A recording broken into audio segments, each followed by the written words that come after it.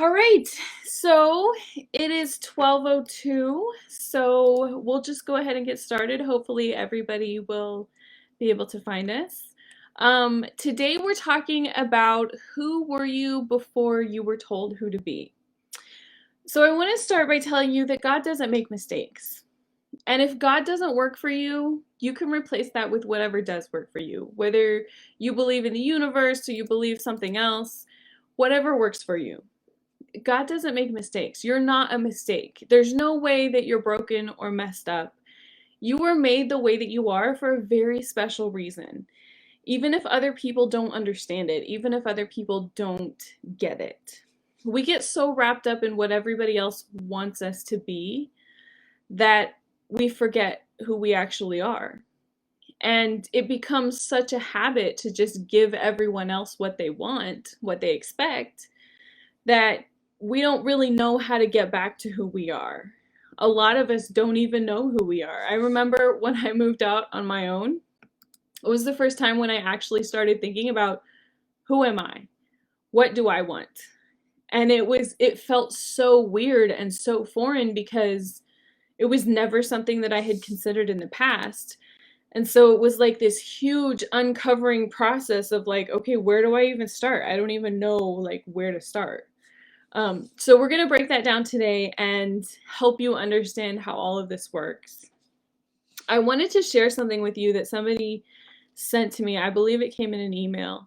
It says, I was taught early in life that it's not okay to feel. Put those feelings under your feet and keep trucking along. And I remember most of my life hating feelings. Feeling makes you lose control. When I read that, it sounded like something that I could have written myself because I kind of had a lot of the same experience. There were certain feelings that I was taught were okay, and there were other feelings that I was taught weren't so much okay. And I don't really even remember like specific events. It's kind of just like a generalization, like um, I was told when I was angry when I was young, I was told to stop acting like that.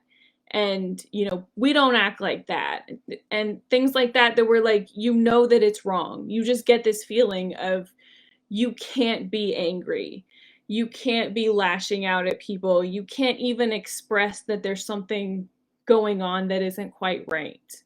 But I know that it was okay when I was crying. If I was upset, um, if I was sad, that was okay because then my family would be there to comfort me and they would be there telling me, everything's going to be okay. If I was angry, it was like, just go to your room and, nobody's going to come and talk to you. Just go over there and get over it by yourself. And I didn't even realize this until later in my life. I have this problem where when I get really angry, I start crying. And it never made any sense to me. It was just like, like I thought that there was something wrong with me, that I was broken, because like who cries when they're super angry? And I'll give you the perfect example. When I first moved to Boston just a couple of years ago, I lived in this apartment. There was a pretty nice apartment, but apartments in Boston in general are super expensive. So when I lived in North Carolina, I lived in a luxury apartment that was $900 a month. When I moved to Boston, I lived in a normal, regular apartment, not a luxury apartment, but it was $2,000 a month. So, of course, I mean, that was a lot of money for me, and I was barely able to pay my rent with the job that I had. But one of the reasons that I rented that apartment was because they sold me on a lot of things, like there's a lot of security and there's a garage for my car and they have 24-hour maintenance, which is a big deal for me because I'm not a handyman person. I don't know how to fix things. So they sold me on that, and it was a brand new building. And if you've ever lived in a brand new building, a lot of them have a lot of issues. So it was winter time and like 30 degrees outside, probably some kind of snow on the ground. And for some reason, my hot water stopped working. And I'm like, how can I not have hot water in a brand new building? So I'm irritated, right? But then I noticed that it was really cold inside of my apartment too, so the heater stopped working. And I didn't know, I learned later they're actually connected, but all I knew was that it could not be cold in my apartment. Like, I'm paying $2,000 a month rent for this apartment. This is insane. So I got mad, right? And I'm calling the maintenance people, and it was a Sunday, of course, because this never happens during the week. So I'm already irritated, right? Because it's a brand new building and this shouldn't happen, and I'm paying all this money. And I call them, and it's like an answering service, you know, people that they've hired to answer the phone. And so I call them, and they're like, "Okay, we'll schedule something, and you'll hear back from the maintenance people." And I'm like, "Okay." So a couple hours go by, and it's now getting into like Sunday at like 8 o'clock at night, and nobody has called me. And so I call them back, and I'm like, "What is going on? This is insanely ridiculous." And they're like, "Well, I'm looking at, um, there's like a list of emergencies for your building, and your heater not working is not on the list. So we're going to have somebody call you on Monday when they get in." And I'm like, "It's 30 degrees outside and it's 60 degrees inside of my apartment right now. By tomorrow morning, it could be 30 degrees inside my apartment. That is not okay." And so I just keep getting madder and madder and madder. And the guy's like, "Well, it's not on the list." And I'm like, "Do you not have a brain? Like, can you not rationalize this? Do you know what 30 degrees feels like? That's not okay. Like, what if I die? And plus, I pay $2,000 a month rent. I deserve better than this." And so I'm just getting so mad that, like, I asked for their manager, and the manager was giving me a hard time. And then finally I got so mad that they put the maintenance guy on the phone. And the maintenance guy, who was like actually worked for our apartment, the guy who would come out to my building and fix it, um, he was like, "You know what? I live an hour away from your building, and I was just there, and why didn't you call earlier?" And I'm so beyond mad because I'm like, "I did call earlier, and they just didn't tell you about it." And so he was being so rude to me that I was just like, you know when you get so mad you can feel your blood pressure like rising, and like your head starts to hurt, and you can tell that your face is all red. And it was just like, I'm just so glad that these people aren't standing in front of me because I just want to strangle them. And when the guy finally agreed, like, "Fine, I will come out and fix your issue." And I'm like, "Good." And so I hang up the phone, and I just burst into tears, and I was just like sobbing, and I'm like thinking to myself, like, "Why am I crying? I should be angry. I am angry, and why am I crying? This just doesn't make any sense at all." Um, and I learned later, that it was okay for me to cry when I was young, but it was not okay for me to be angry. And so my body actually learned that crying is fine, but anger is not fine. So when you get into anger, you have to start crying because that's okay. It's this weird way, we talked about yesterday that your body remembers things. It has habits, and we're going to talk some more about that today. But there's a lot of those habits that we learn when we're young, that we learn that certain things are not acceptable, right? And when we're young and people are telling us, our family, our teachers, maybe our siblings, when they're telling us that certain things are not okay, it's traumatic for young kids. Because you have to think back to like when you were 5 or 6 or 7 years old, and somebody's telling you it's not okay for you to be angry. You don't know what to do with the anger. You don't know how to express it. And so what happens is you just end up bottling it up. It's especially traumatic for us as INFJs, as introverts, because we're so sensitive. We believe what people tell us, and we want to be good. We want them to be happy, right? We can feel their feelings through our extroverted feeling function. We know when they're happy, we know when they're pleased with us, and we want them to be happy, we want them to be comfortable. And when we're so young like that, we don't understand how our personality works. We don't understand why we can feel what they're feeling. We don't understand why it affects us so much. All we know is that we're willing to do whatever it takes to make them okay with us because we want to be the good little kids. And so, of course, we end up people pleasing. We fall into it so easily. Everyone, so there's three things that are incredibly important, and this goes for all personality types, but it's especially important for INFJs because we feel so much, right? There are three things that are called universal fears that everyone needs to feel, and we're all afraid that we won't feel these things. We're afraid that we won't be enough, we're afraid that we won't be lovable, and we're afraid that we don't belong. And so when you're made to feel those things, when you're made to feel like you're not enough, like you're not lovable, and that you don't belong, we are willing to sacrifice certain things in order to feel those things. So we sacrifice our needs, our emotions, and our boundaries in order to feel like we're enough, to feel like we're lovable, and to feel like we belong. So you think about when you're young, think about things that you did to make everything okay. And I know that a lot of us have these stories. One of the things that I'm reminded of constantly when I talk about this, when I was young, I had three siblings. Two of them were younger than me. And my older sister was just kind of like aloof. She didn't really care. And my mom would work at night and then she went to school at night too. So she wasn't usually home at night.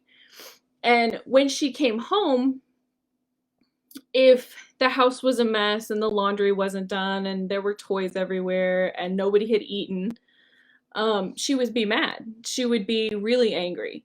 And she would usually say things like, nobody cares about me, nobody does anything to help me, it's all on me. It was like this long guilt trip, right? And that made me super uncomfortable because I didn't want her to feel like I didn't care about her. I didn't want her to feel like she had to do everything. And I didn't want her being angry. That made me uncomfortable. Just the fact that she was angry made me uncomfortable. I wanted her to feel good. I wanted her to feel happy. And I noticed that on the days that I would clean up all the toys, I would vacuum the floor, I would make dinner, I would do the laundry. When all of this was done, by the time she got home, she was happy on those days. And even if she wasn't like happy, she was at least wasn't yelling at people. She wasn't yelling at me, she wasn't yelling at anybody else. She was content. So I thought, okay, I guess this is just what I'm going to do. Like every single day, I'm going to vacuum the floor. I'm going to clean up all the toys. I'm going to do the dishes. I'm going to make dinner. I'm going to make sure that all the laundry is done so that she's comfortable, so that I feel like I've done something, so that she comes home and she's happy, because that makes me feel lovable. That makes me feel like I'm enough. And I was never able to tell her that, hey, this isn't what I need. I was never able to tell her, you're making me feel really guilty, like I have to do everything. And I was never able to set any boundaries either, because it's like, it doesn't matter. What I need doesn't matter. I don't need boundaries. I just need to feel like I'm enough. I just need to feel lovable. I just need to feel like I belong. That's it. So I'll sacrifice what I need. I'll sacrifice my emotions, and I'll sacrifice all of my boundaries just so that I can feel like I'm enough. It's so easy for us as INFJs to do this because we're so adaptable, right? We can feel what other people are feeling, and then as we get older, we know what's coming. We've experienced it before. we can feel the pain. We can see how people are going to react based on how they've reacted in the past. We can see what they're going to do based on what they've done in the past. So we know the pain that's coming, and we are willing to do whatever we can to avoid that pain, right? So how this shows up in your life is that you have a lot of, toxic is really a strong word, but you have a lot of relationships that they're toxic, or they're just not good for you. They don't serve you. So you have a lot of people in your life who take advantage of you. And this could be your friends, it could be your siblings, it could be your significant other, it could be your boss, your coworkers. But they are people who take advantage of you. They know that you're willing to show up for them, whatever they need, but they won't do the same thing for you. They know that they can call you and say, hey, I need this. And you'll be like, done, I'm there. What do you need? What can I do? But if you called them and said, hey, I need your help, they would be like, I don't have time for that. I'm not going to do that. Why would you ask me that? I've had so many friends in my life that have been like that. Just recently, a friend of mine called me and she said, I need somebody to do some graphic design work. And I know that you do graphic design work. But I called somebody and they charge like $800 to do like a simple logo. Can you believe that? That's insane. And the first thing that I did, just out of habit, was like, oh, that is insane. I can do it for you. What do you need? And before I knew it, it wasn't just a logo. It was a PowerPoint presentation, and it was a handout, and it was business cards, and then it was their website. And I'm like, okay, yeah, $800 was insane because it was so cheap. They should have charged like 5 times that much. Something else, another way that it will show up is the jobs that you have. You're going to end up with the same boss over and over again because they see you coming. They know that you can't speak up for yourself. They know that you're willing to do whatever. They know that you're willing to do the work of 2 people or 3 people or 5 people. And they'll take advantage of it, right? It shows up also as being scared to be seen. We don't want to share our opinion with people. We don't want to even commit to an opinion. It's like, I want to know how you feel before I can tell you how I feel. I had this habit of going around to all of my friends. Something would happen to me, like, somebody at work would say something really nasty to me, and I couldn't commit to a feeling. And it was like, I have to go ask all of my friends and my mom and my sisters. I want to know how they feel before I can decide if it's okay for me to feel bad about it. I couldn't even commit to, that was rude. I deserve better. I had to know how everybody else felt first. It was like, am I overreacting here? Or like, should I feel bad even though I do feel bad? Like, I don't want to say that I feel bad. Which is, not only is it a fear of being seen, but it's also a lack of confidence, because you don't even want to say, hey, that was rude. I shouldn't be treated like that. I deserve better. But it's difficult to say that you deserve better because you genuinely don't believe it. You believe that in order to feel loved, that you have to do all of these things for other people, that love is something that's earned rather than something that's just freely given. Another way that it shows up is that you feel guilty for no reason.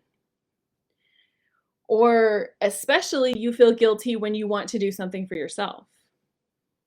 When I moved to North Carolina. Wow,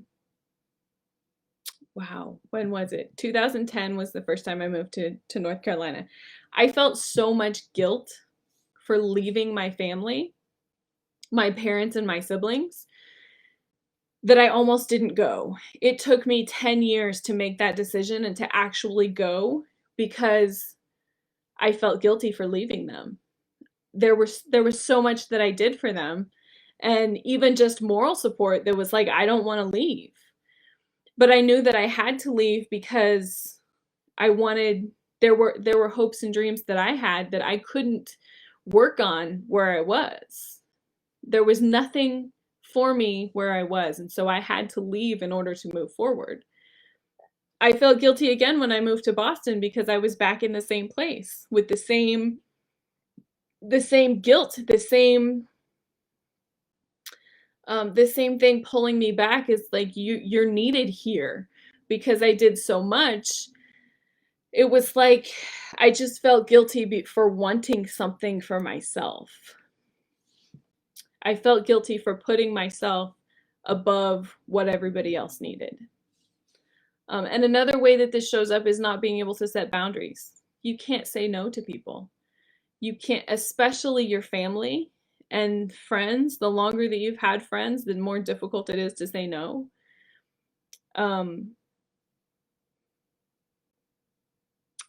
Even if you want to set boundaries, even if you have this desire to say, no, I'm not going to do that, it's incredibly difficult. And a lot of times you get into this situation where you were made to feel like you're not enough, that you're not lovable, and that you don't belong. A lot of times it comes from your family. A lot of times it comes from your parents. And I want to be super clear that I'm not here to blame people, right? I have a pretty good relationship with my family, and I'm not blaming my parents. I know that they did the best that they could with what they knew. This type of behavior is usually passed down from generations, and it probably came from their parents, and it may have came from their parents and their parents before them because they just didn't know any better. They didn't realize the effects that they're having on their kids. And another thing is, another word for this is childhood trauma. And I know that a lot of people, when you think about trauma, you think about like really bad abuse. You think about physical abuse and sexual abuse and things like that nobody should have to go through. But I never thought that something as simple as not being allowed to be angry was considered trauma. And I learned this year that it is considered trauma. And because when you're so young, you don't understand. You don't understand why you're not allowed to be angry. And it doesn't make sense to you. All you know is that you can't be angry. And so you learn this behavior of, I can't be angry, so what do I do instead of being angry? Or you learn to just smash all of that down and say, no, it's fine, and pretend that everything is fine. In my life, I know that some of it came from my parents. I also know that a lot of it came from my older sister, who is very narcissistic. She used to tell me all the time, she's 2 years older than me. And so she used to tell me all the time things like, you have a good singing voice, but it's not like good like mine. Like I'm a lot better than you are. Or you're pretty, but you're not like pretty like me. Like I'm super pretty and you're just like a little bit okay. And because she would say that kind of stuff constantly to me, I felt like I wasn't enough. I felt like I was okay, but not like great. I felt like I wasn't lovable either because, you don't want to be the second best, right? You want to be the best. You want to be the prettiest. You want to be the smartest. You want to be the funniest. And I felt like I wasn't. Who would want somebody who was just okay? And I felt like I didn't belong as well because I wasn't lovable and I wasn't enough. And so because I had those feelings, I would sacrifice my needs, my emotions, and my boundaries around my sister. I would never tell her what I wanted. I would never tell her how I felt. It didn't matter. And she would tell me that over and over again. And there were no boundaries either. I would do whatever she wanted. And it got to be a really bad situation because she was like this wild child who would do whatever she wanted. And I was the responsible one who was the good girl who always did everything right. But she got me into a lot of situations like when we got into high school, she would skip school, but she wanted somebody to call the school so that they didn't call our mom and dad and say, "Hey, where's your daughter? Why isn't she in school?" So she asked me to call the school, and she's like, "You sound just like mom, so it won't matter. They won't know." And I'm like, didn't want to do it, but eventually she talked me into it, right? Because I had no boundaries. And so I did it. And then, of course, she got out of school, and that was fine. But then what she would do is she would start feeling guilty later. And so then she would go to my mom and say, "Hey, I did this and I'm sorry, but it was really Sarah's fault." And then my mom would come to me and go, "Why do you do this? Like, what's wrong with you?" And I was like, wow. How did I get into this situation? Like, I thought I was doing the right thing, and now I'm in trouble for like two different things, and now there's something wrong with me for what? Wait, what happened? I'm confused. It was always that way, and I knew that she was gonna stab me in the back, like, but for some reason, I didn't have any boundaries. So I would still continue to do things for her and with her. And that carried on for years. So we talked about how 95% of the actions that we take and the thoughts that we think are habit. And I just wanted to go through that again just to make sure that you understand what we were talking about. So you get yourself into these situations, kind of like what I was talking about with my older sister, um, because she really wasn't concerned about anybody else. When she would get mad, she would scream and yell and throw huge fits, and then it would be over and she would be done, right? Um, but every time that she did something like that, I would have a response to it. I would get scared and I would want to leave. But I knew that leaving would make it worse from experience. So I knew that the best thing that I could do was sit there with her, listen to what she was saying, and then tell her everything was going to be okay. So what happens is when you're in those situations, you know that you have this fight or flight response, right? And we know that there are chemical reactions that happen in your body that trigger that fight or flight response, right? So there are chemical and hormonal changes where your body's like on high alert going, what's happening? What do we need to do in this situation? When you're exposed to that a lot, it becomes normal for you. Even though it's not a normal thing for somebody to scream and yell at you, especially over something that's not your fault, if it happens to you a lot, you're used to it. And so it becomes normal for you. And your body gets used to that. Your body and your mind, they want what they're used to. They want what's normal for them. Even if it's painful, it's what they're used to. So they go looking for that response. They go looking for that same experience over and over again. And it's like it happens to you unconsciously. So a lot of times we say, I'm attracted to these toxic people. It's like they're attracted to me like magnets. And I don't know why I keep getting into the same situation, but I keep having different bosses who act just like my sister. Most of my friends act just like my sister. And I hate being in that situation because I hate that feeling of these people yelling at me and screaming at me. But it's like I can't get away from these people. It's because unconsciously your body and your mind, they're used to that chemical reaction and they want that because it's normal. Tell me in the chat if this is making sense to you, if you're understanding what I'm saying. It's kind of it's a new concept for me because it's like I'd never heard anything like this before. Nobody ever told me that your body gets addicted to these types of feelings. We think about things like chocolate and sugar and coffee. We think about things like alcohol.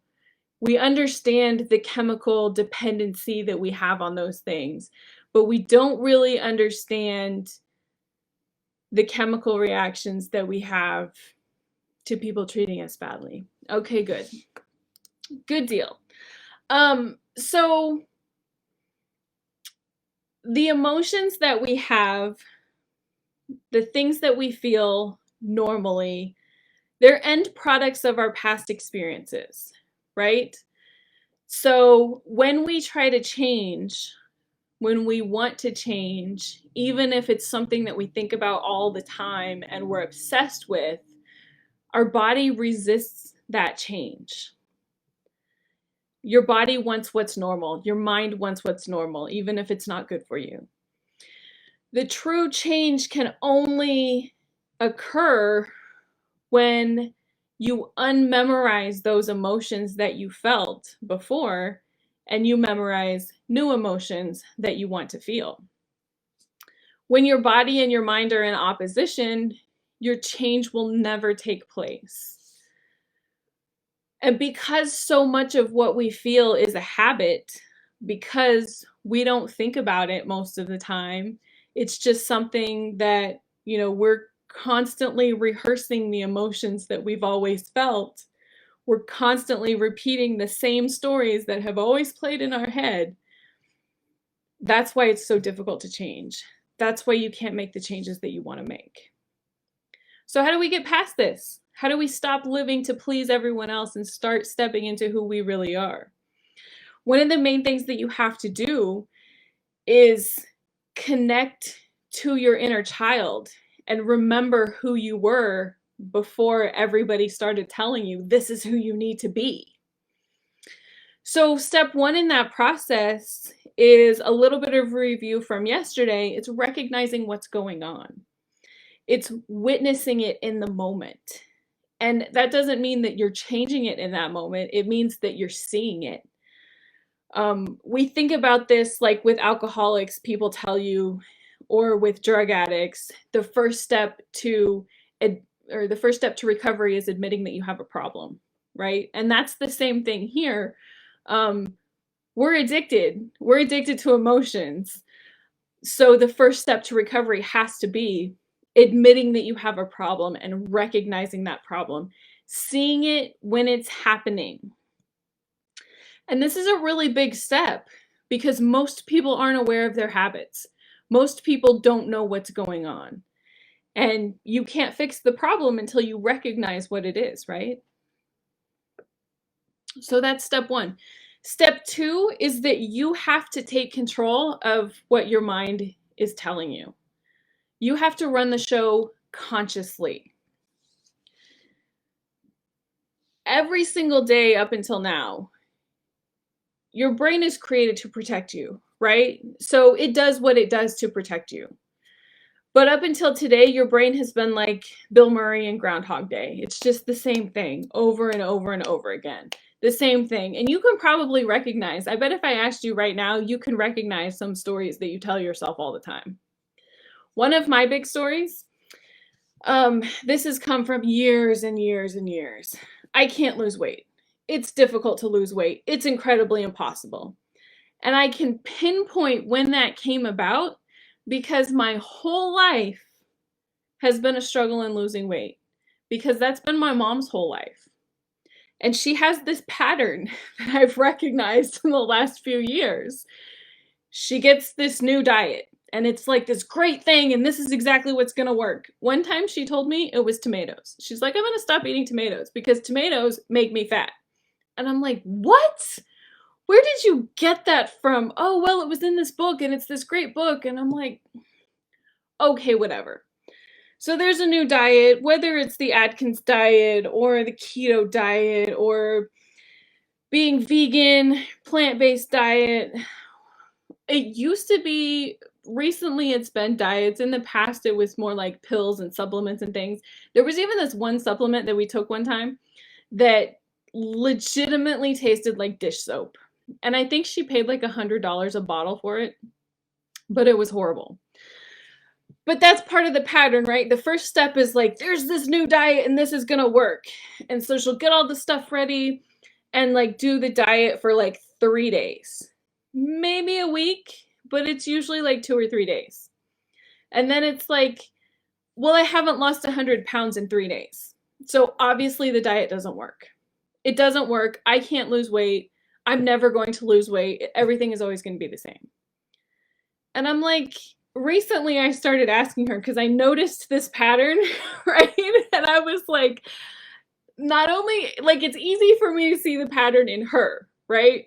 Because I can see other people a lot better than I can see myself, as you know, we all are. So I noticed the pattern in her, and then I noticed the pattern in myself, and I'm like, yeah, that's where that came from. That's that belief in my head that I can't lose weight. So I asked her recently, she was on this whole thing, like she's been doing a vegan diet more recently. And she's like, well, obviously it doesn't work because I haven't lost any weight. And I was like, well, you want to lose like 50 pounds, right? How long did it take you to gain the 50 pounds? She's like, well, I don't know. I've been overweight for like 30 years. I'm like, okay. So if it took you 30 years to gain 50 pounds, why do you think it's going to take 3 days to lose 50 pounds? Like, maybe you should give it 30 years before you decide that it doesn't work. And she was like, well, do you think it's going to take 30 years? And I'm like, well, I hope not, but maybe you should at least give it like 6 months before you say it's not going to work. That's just a belief that you have that needs to change. And she really didn't know what to say because, you know, she'd never heard something like that, right? So once you've recognized your thought patterns, you've recognized what the problem is, then you have to be aware. Instead of replaying the same thing over and over again, you have to be aware of what's going on. And you have to actively change the story. You have to ask yourself, who do you want to be? What story do you want to tell? What story do you want to play in your head? The story that I want is not, I can't lose weight. It's really difficult to lose weight. The story that I want is, it's easy to lose weight. I lose weight effortlessly. I don't even have to think about it. I just lose weight. There was a guy who was on Kathy Heller's podcast. I love Kathy Heller. She has this podcast called Don't Keep Your Day Job. And this guy's name is Gay Hendricks. And he was talking about an exercise that he does with people to help them figure out what they want. And he said that he puts them in a room for 10 minutes and they listen to this meditation that asks them over and over again for 10 minutes, what is it that you want? What do you want most in life? And he says that it's a life-changing experience because the more that you think about it, the deeper that you go into what do you really want? What is the goal? What would make you happy more than anything else? When was the last time that you actually thought about what you want? When was the last time that you thought about what you want without thinking about anybody else? Or without feeling guilty for taking the time for yourself? Without feeling guilty for saying, I actually want something for myself? When was the last time that you put what you want ahead of what everybody else wants? Or what you need ahead of what everybody else needs? It's a process for us, especially if you're not used to doing those types of things. If you're used to giving and giving and giving and giving and never saying, hey, I need something for myself, then it can be really difficult to take those steps. But it's also an important step to take because, again, if you just keep repeating what you've always done, you're always going to have what you have right now. And step 3 is that you have to connect to your inner child. You have to remember who that person is, who that person was. What were you like when you were 7 years old? Do you remember? What does she need? What does that little girl want? What are her hopes and her dreams? I know that we're running a little bit short on time, so I want to give you a meditation that I have that it's kind of like a visualization that will help you think about who your inner child is, who the person that you were when you were 7 or 8 years old, and help you connect to that thing that you want the most in life, that thing that you need right now. So I'm going to post a link. I might post it on the live video on the feed once we're done here. But I'll send it to you in your email, and it'll be in the guide section on the Facebook group as well. It's a great visualization. I think it's only like 5 or 6 minutes, and it'll help you really understand like what do you need right now? What's the most important thing? Connecting to your inner child and remembering who you were before the world told you who to be, that will help you get back to who you really are and what you really want right now. It's time for you to be who you want to be. If there was ever a time, now's the right time. If you keep putting it off, you're always going to have what you have right now. It's time for you to be who you want to be without the pressure of what everybody else thinks. So that's what we're doing this week. Once you know who you want to be, once you see how other people's opinions affect you, then you can step out of all of that and you can step into confidence, which is the next step. And that's what we're going to talk about tomorrow. Confidence comes with this whole different type of energy. And when you learn what energy is and how to change your energy, how to actively be aware of your energy and change it, it'll change your life. It's changed mine. Even just in the last couple of months, it's been this amazing transformation, and it's crazy to see what happens when you decide that you're not going to stay in a negative energy anymore. That, you wake up some days and you're like on the wrong side of the bed and you're like, I didn't sleep very well, and it's Monday or Tuesday and like, ugh, like I just hate everything about my life. Those days. I had one of those days recently, last week, I think. And I was just like, I'm just over it. Everything. Like, I hate everyone.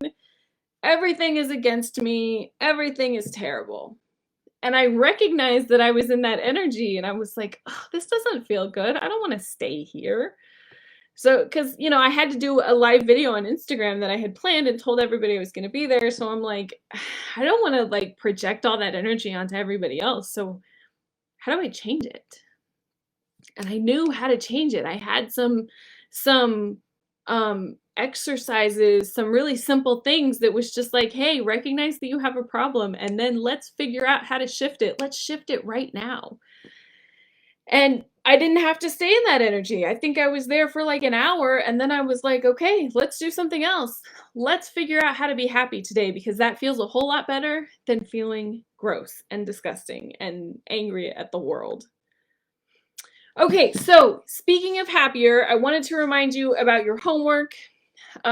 We have a prize winner to announce. Every single day there's going to be homework in the Facebook group. If you do the homework, there are giveaways every single day.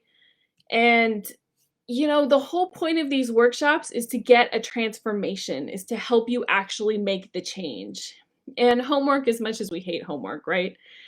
The homework will help you make that change. It will help you go even deeper than just listening to what I'm saying. It'll help reinforce it and help you think about some of the things and make some more progress. So our homework winner today, hopefully I'm pronouncing everything okay, MJ Mariner, you won a beautiful mug. It says "You Are Enough." It's from Ray Dunn, which I absolutely love. So I'm going to reach out to you and get your contact information so I can get it in the mail to you. And congratulations.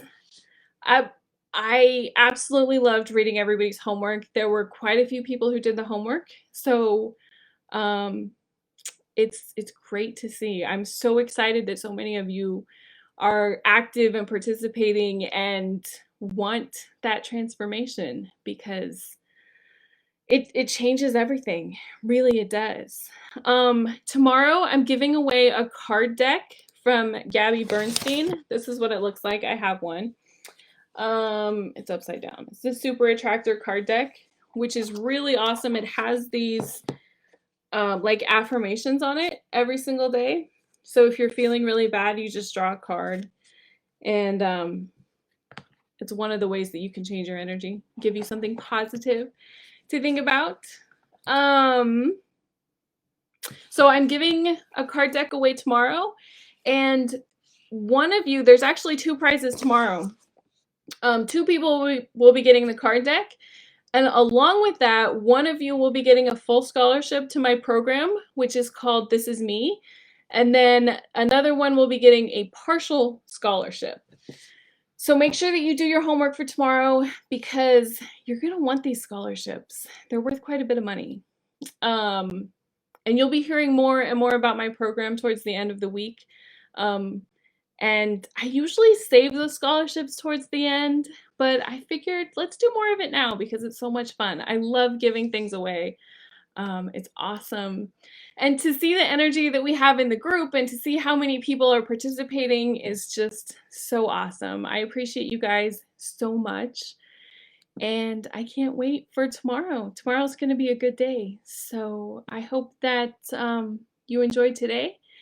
And we will see you guys again tomorrow. Same time, same place. So you just watched that video, and I'm sure you enjoyed it. If you want some more amazing information about INFJs, check out these videos right now. I'll see you there.